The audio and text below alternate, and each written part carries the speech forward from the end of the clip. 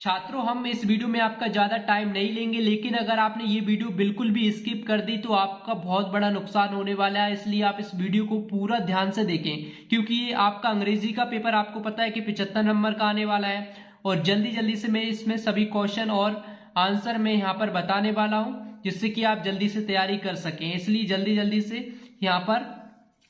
यहाँ पर सभी क्वेश्चन और उनके आंसर आप देखते जाइएगा। लेकिन मैं आपको एक और बात बता देता हूं कि जल्दी से आप इस वीडियो को लाइक कर दो और चैनल को सब्सक्राइब अभी तक आपने नहीं किया है तो चैनल को सब्सक्राइब करके बेल आइकन को ऑल पर अवश्य प्रेस कर देना है। तो सबसे पहले आपको सेक्शन ए देखना है। यहाँ पर सेक्शन ए है जिसमें रीडिंग, यानी कि आपको पढ़ना है और इसके क्वेश्चन के आंसर आपको निकालने हैं।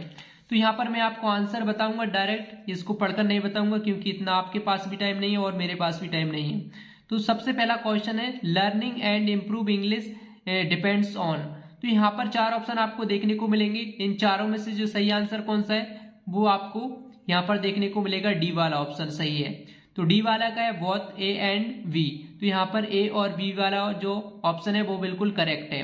इसके बाद में ये सबसे पहले आपको पैसेज देखने को मिलता है। ये पैसेज में आप ध्यान से पढ़ोगे, इसको समझोगे तो आपको ये सभी आंसर इसी पैसेज में से ढूंढने पड़ते हैं। तो जैसे ही आपके सामने पेपर आएगा तो उसके पैसेज को आपको पढ़ना है, समझना और आंसर आपको निकालने होते हैं। तो हमने पहले से निकाल के आपके लिए रखे हैं, तो आप इस पूरी वीडियो को ध्यान से देखिए।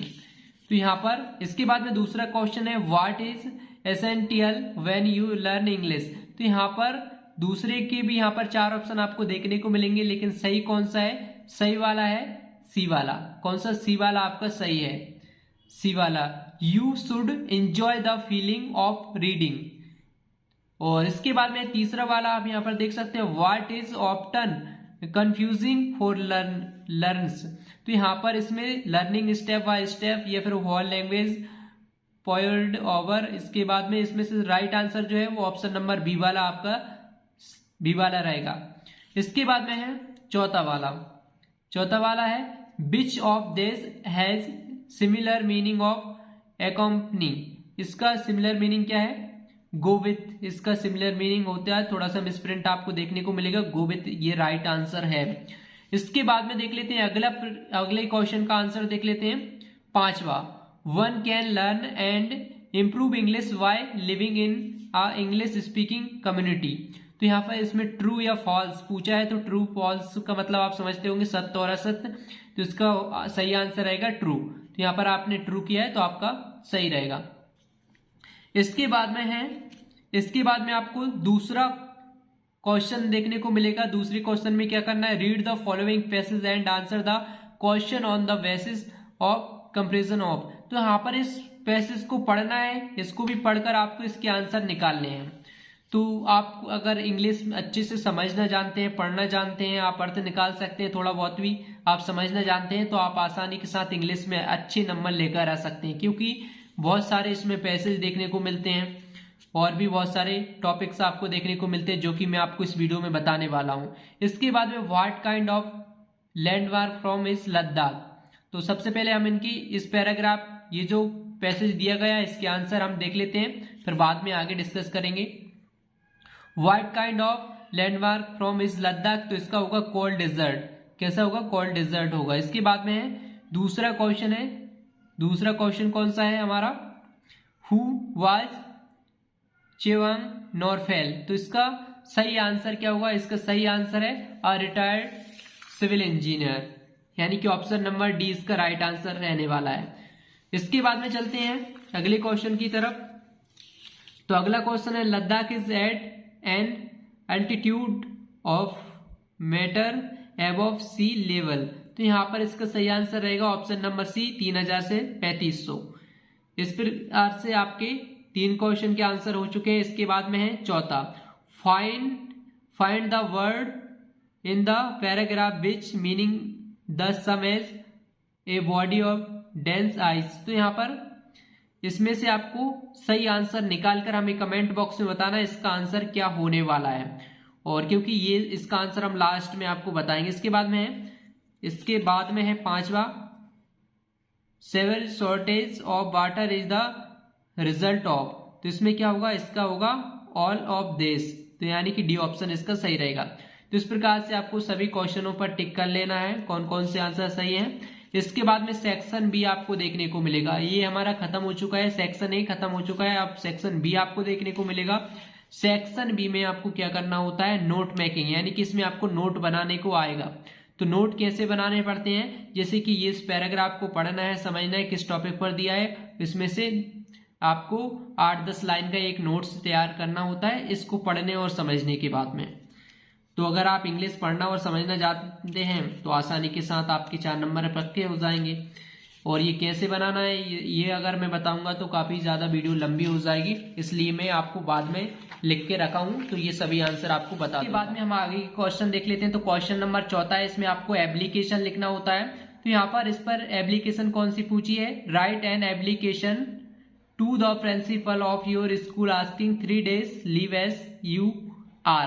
तो यहाँ पर आपको लीव की एप्लीकेशन लिखना है, वो भी 3 days यानी कि 3 दिन की छुट्टी के लिए आपको एप्लीकेशन लिखना है। तो जितने दिन की बोला है उतने दिन की लिखना है आपको, ये बात आपको ध्यान रखना है। इसके बाद में अगर आपको ये नहीं आता है तो आप ये लेटर कर सकते हैं, write a letter to your friends congratulation him on his success in the exam. तो आपको एग्जाम में सक्सेस होने के लिए अपने फ्रेंड को एक लेटर लिखना है। इसके बाद में 5वां क्वेश्चन है जिसमें आपको एक ऐसे लिखना है किसी एक टॉपिक पर। तो ऐसे के आपको 5 नंबर मिलेंगे। और यहाँ पर आप देख सकते हैं ये किसी एक टॉपिक पर निकला है, एनी फेस्टिवल पर लिख सकते हैं, an Indian festival, 3 trees are green gold, और वंडर ऑफ साइंस, इंटरनेट है वैन और बूम। तो यहाँ पर इसमें आप किसी एक टॉपिक पर आपको निबंध लिखना है, ऐसे लिखना है इंग्लिश में। तो यहाँ पर वंडर ऑफ साइंस सबसे अधिक पूछा जाता है। तो यहाँ पर वंडर ऑफ साइंस आपने किया होगा या फिर आपने किसी फेस्टिवल के बारे में, दीपावली वगैरह के बारे में किया हो तो वो आप कर सकते हैं। इसके बाद में आपको एक पिक्चर्स देखने को मिलेगी, इस पिक्चर को समझना है और जिसमें क्या क्या दिया हुआ है, इस पिक्चर में जो भी टॉपिक्स बन सकते हैं उसको लेकर आपको एक पैराग्राफ तैयार करना है। इसके अथवा में अगर आपको ये नहीं आता है तो आप ट्री वाला कर सकते हैं। तो ट्री वाले में आपको समझना है क्या क्या आपको ट्री से प्राप्त होता है, क्या क्या मिलता है, तो इसके बारे में आप अपना एक पैराग्राफ तैयार कर सकते हैं। तो पैराग्राफ कैसे तैयार करना है, अगर आपको इंग्लिश सेंटेंस वगैरह आते हैं तो उस हिसाब से आप तैयार कर सकते हैं। इसके बाद में आ जाता है हमारा सेक्शन सी। सेक्शन सी में है ग्रामर। तो ग्रामर आपको कैसे कंप्लीट करना है, चलिए ये भी देख लेते हैं। तो ग्रामर यहाँ पर दी गई है जिसमें 5 फिल इन द ब्लैंक्स आपको देखने को मिलेंगे सबसे पहले।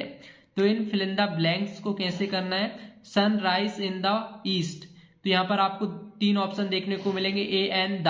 तो इसमें से आपको क्या भरना है, इसमें आपको सही जो आंसर रहेगा वो रहेगा, सही रहेगा द, क्योंकि सन एक होता है तो यहाँ पर स्पेशल है।